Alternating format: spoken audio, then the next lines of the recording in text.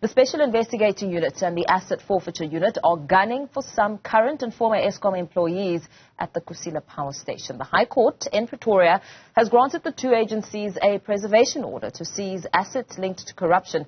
The SIU says the employees received kickbacks from Tamukelo Business Enterprises, which was awarded a tender to provide water trucking services between 2009 and 2020. Eskom is said to have lost almost 400 million rand from this illegally awarded contract.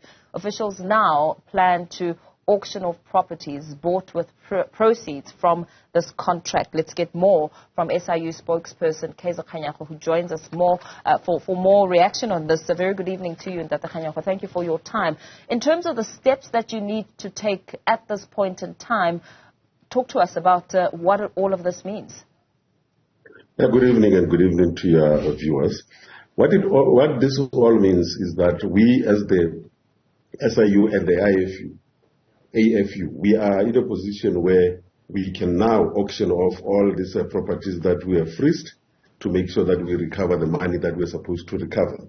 You will remember that some time back, when we were doing this investigation, a lady called Dudu Moyo, who was the one who benefited out of this and was working for Eskom, resigned with immediate effect, and we freezed her pension, and she took us to court. And last week, she lost the court case where she wanted to reverse that freezing order.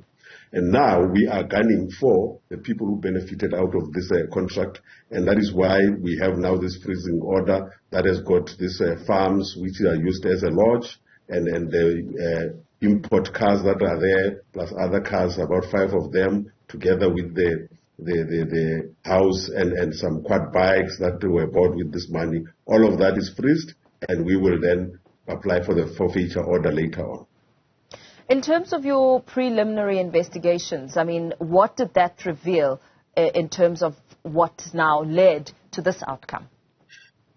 Yeah, the investigation, obviously people will know that is still going on. But on this particular instance, the outcome was based on the fact that we found that the contract that was entered into between Tamukelo and Eskom was done illegally, and it was done in collusion between this particular manager who at Eskom by the name of Dudu Moyo, and she then benefited to the tune of about 24 million rands.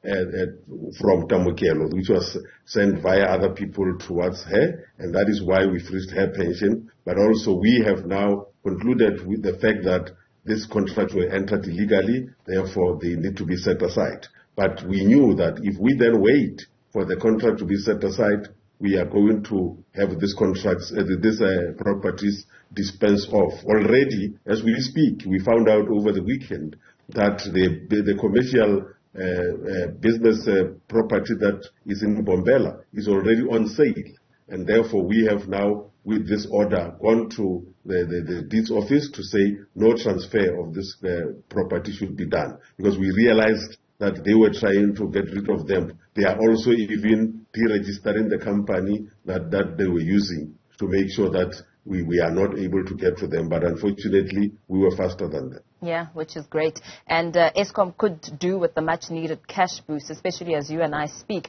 considering what's happening there. So when it comes to your time frames, how long are you hoping to gather the money and give it back to Eskom?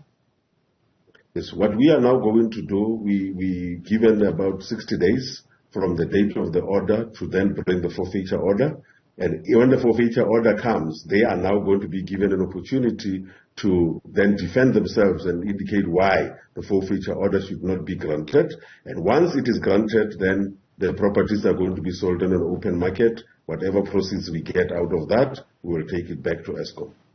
Very well. Thank you so much for weighing in and giving us more detail and clarity around this matter. SIU spokesperson Kaizer Kganyago giving us a breakdown.